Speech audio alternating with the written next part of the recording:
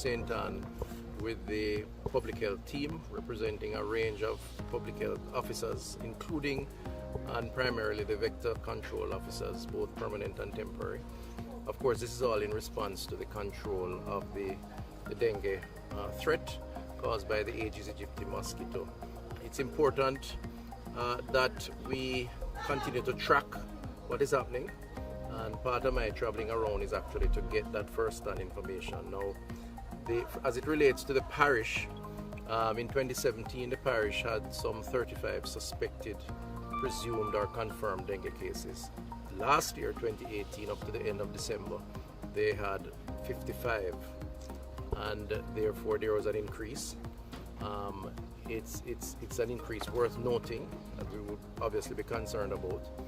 So far this year they have seen some cases, I don't have the exact numbers, but the plan is to identify the vulnerable areas, which they have, and we are supporting with expanded labor force. So they're getting an additional 50 temporary vector workers, and those are being recruited as we speak. They had some already. Those workers will be divided into teams to go into those critical areas. We're boosting the fogging capacity of the team to do more fogging. You would have heard that members of parliament have been given a relatively small allocation to play a part. The role of solid waste in terms of mosquito breeding areas where the vector team can't deal with those solid waste issues. Solid waste will come in.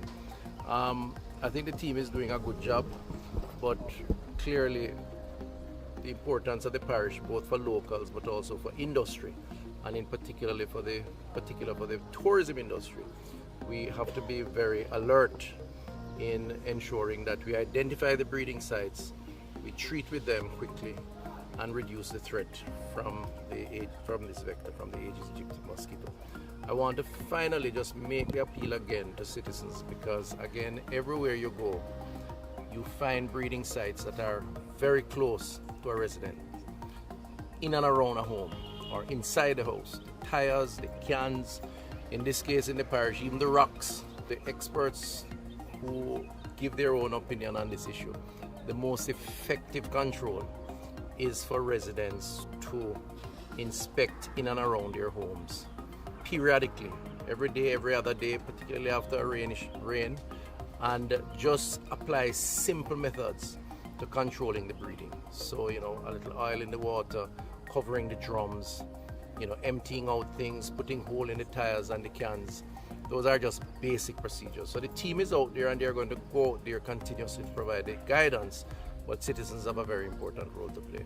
Exchange is one of the areas, one of probably 12 areas in the parish that have been identified by the team that are considered to be more vulnerable areas based on the Aedes aegypti index, which is the number of breeding sites that they have identified, but also the numbers of presumed or suspected cases that turn up in the hospital when you trace back from where persons are from. It's not the most severe, but it's one of those areas. So I am just spending a brief moment here with the team to encourage, to motivate, to see for myself, to speak to some of the citizens. But there are several other areas which the team will continue to monitor and play their role in. We continue to carry out our strategy as it relates to Aedes monitoring, targeting the key premises such as tire shops, garages, and key institutions, school, public areas, and premises in general. We're also targeting this area because of the different factors that facilitate mosquito breeding in this area. Some of the areas we have like honeycomb rocks, we have storage for water. So we are working with the community members, doing health education, and helping doing search and destroy to identify and treat the mosquito breeding so as to reduce the threat of a dengue outbreak. As the Minister said, we are increasing our ability to expand our vector control activity in the high-risk communities, right? And we are working.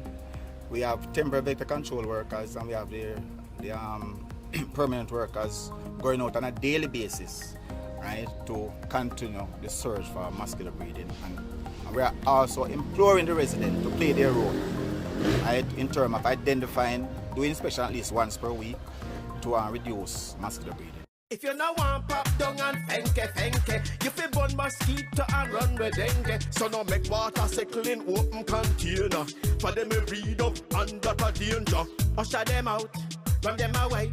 Zap them with the zapper and down them with spray. Use mosquito net and mosquito screen. Protect your household, now make them come in. If you no want pop down and fenke, if you burn mosquito and run with dengue. If pain lick your head and your joints and your eye, and you want fever meat and your temperature high, it could be dengue, don't hesitate. See a doctor, don't self-medicate. For some painkiller can make you bleed and you will try to recover and no succeed. We no want pop down and fenke.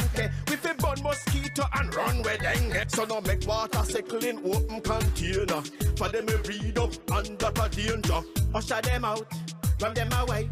Zap them with the zapper and down them with spray. Use mosquito net and mosquito screen. Protect your household, now make them come in. If you no want pop down and fenke, if you burn mosquito and run with dengue. If pain lick your head and your joints and your eye, and you want fever meat and your temperature high, it could be dengue, don't hesitate. See a doctor, don't self-medicate. For some painkiller can make you bleed and you will try to recover and no succeed. We no want pop down and fenke.